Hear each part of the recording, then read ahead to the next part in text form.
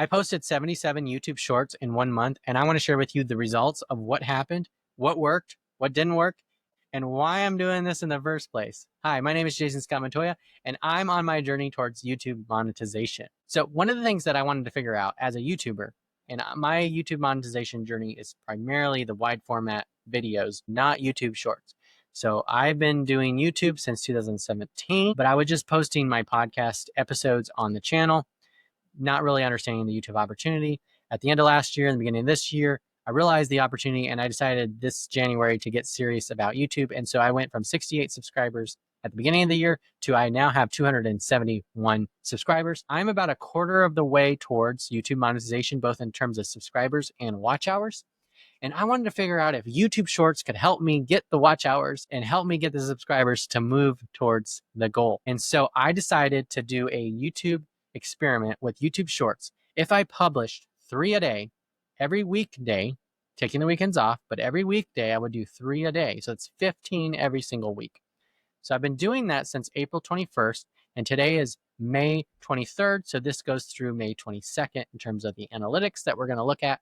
And I wanted to figure out, can I drive people who watch shorts to watch long form videos? And the short answer is, I don't know. The long answer is, it's been rough. There are some advantages of YouTube Shorts that help me, but it didn't quite work out the way that I wanted. So let's pull up the analytics and see what happened. All right, if you look at this graph, this is all of the YouTube Shorts and then the views that I got. I posted 77. The purple line is the YouTube Shorts. The views go up when I post, and I've got 37,000 views. So actually, as YouTube channel, I was able to hit 100,000 views this month because of YouTube Shorts. Now, there also are views, and then there are engaged views. So let's look at the engaged views. You can see that it's 11,000. So really about a third of the views were in what's called engaged views. The watch hours is 73. Would I love for those 73 hours to be contributing towards my watch hour time? But they are not. Sorry to break the news if you didn't know that. But this is actually the good news. I got 11 subscribers in this challenge. Now it's 77 videos, so you're like, okay, was it really worth it? I could have done all that effort into normal videos, and maybe I would have still gotten more than 11 subscribers. So there's an opportunity cost. But the other facet too is I can use all these reels on the other social media channels, so I get a lot of benefit from that. And reels are easy for me to make. They're just clips for my podcast episodes or my YouTube videos. And Riverside just lets me easily generate them with AI, so it picks them out for me automatically, and then I add my branding and export them, and I'm done. So they are pretty fast to make. Might take me 5 or 10 minutes to make 3 of them using the AI system in Riverside. It definitely is helping me get more subscribers. If I do for 2025, we can look at the whole year. I've gotten 29 subscribers. So I'm at 271. It's helping me. Now, what's interesting is it's helping me get a little bit ahead on the subscriber front.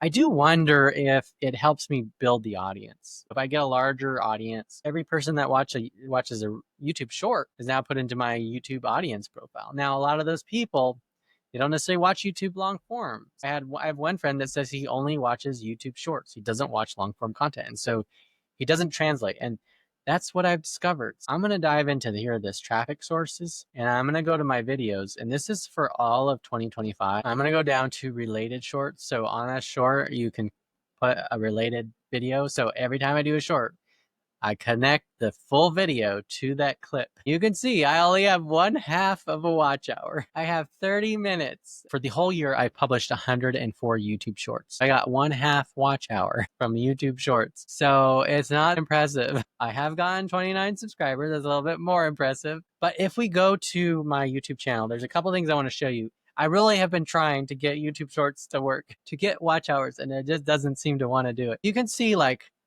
okay, during this challenge is the highest really ever, but it was only 0.17 watch hours, so it's not really worth a whole lot. Let's go to my channel. I want to show you the evolution of my shorts because I'm doing some things a little bit differently. You can see that these are some of the shorts that I was doing. I have my branding at the top and the bottom. What if I could use the branding more intentionally? If you notice here on the bottom right, it says watch, and I got two little arrows, and then I got this orange bar, and that's where the related sits. It sits right in that orange bar. So it's like highlighted with arrows pointing at it. People aren't going. I got two ideas left. One idea is YouTube Shorts is helping me get subscribers. It's not helping me get watch hours. So what if I just lean into that?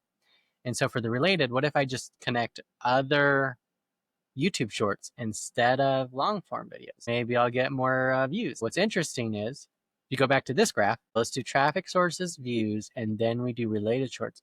I actually have 50 views, even though I have half the watch hour. I imagine if those 50 views were actually on YouTube Shorts, then they would have watched it instead of just going to the long form video and leaving, which is what most of them. I might actually get some of them to keep watching Reels, so I could have a reel chain, like a chain gang of Reels or YouTube Shorts, where they watch one short and then another short and another, and then it gets them into the ecosystem.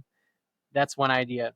The second idea I have is actually making a specific video where I look at the camera and say, here's the value, the hook. Here's a video where I talk about this thing on how to be successful as a freelancer, or I interviewed this guy and he's a boxer and it's like, he's got wild story. I just do a video. I know it's for YouTube Shorts, and then making an appeal to the watcher to go watch the full video. That's my other idea. So I might try that out a few times, see if it does any different. Everything I'm seeing so far is that YouTube Shorts just aren't really helping to get watch hours. And that's unfortunate, at least for my size of the channel. Maybe when I get a much bigger audience, that could change. A half a watch hour isn't a lot for as many videos as I've done. But if the scale was like 10 times, like 100 times, 10 times would be 5 watch hours, and then 100 would be 50 watch hours. Maybe my reels are just not good enough. Maybe they're not getting big enough, and that's the problem. Since I'm just doing clips of my videos instead of making videos for YouTube Shorts, that may also be a part of it. What I've learned is that YouTube Shorts can help you get subscribers, but it can't help you get watch hours. At least I haven't figured out how to do it yet. I have a few ways I can explore that. We'll see if they work. I suspect they won't have that big of an impact, but we'll see what happens. What else have I learned? Another interesting facet of this is that I do get some views, and I do get likes, and I do even get comments. And so I am building a YouTube Shorts audience, but I don't know how anyone makes a living on Shorts. If you're doing videos that are going really viral, where you're getting millions of views, maybe you're able to make some money that way. But I just don't know how YouTube Shorts is a viable path for a business. Brand awareness could be helpful. And again, my thought was to do this for 3 months. So I'm a month in, and I'm going to stick it out for 3 months, unless I can't bear it any longer, and see what happens. Maybe there's a tipping point. The way that I'm doing it, the type of content I'm creating, is just not going to work. I think content has to be created specifically for Shorts. It's more engaging, that's very targeted, and goes for really high virality. And that's just not what I'm doing right now. I'm really trying to focus on creating evergreen content that's more meaningful and valuable, and YouTube Shorts isn't the way for me. That's why YouTube normal format is actually why I like it, is because I don't have to chase these things. If I were, I'd be pretty demoralized about now. This is an experiment for me, and I'll learn some things, and it does accelerate my subscribers, so I might get to 1,000 a bit quicker if I keep up the videos, but the amount of time I spend, it may be more fruitful to just take that time and put it into normal videos. That's where I'm at. If you have any other thoughts, or if you see something or know something that I do not, a giant blind spot, tell me what that is, because if there's a way forward, I would like to know. My name is Jason Scott Montoya, and thank you for watching. Go start that adventure.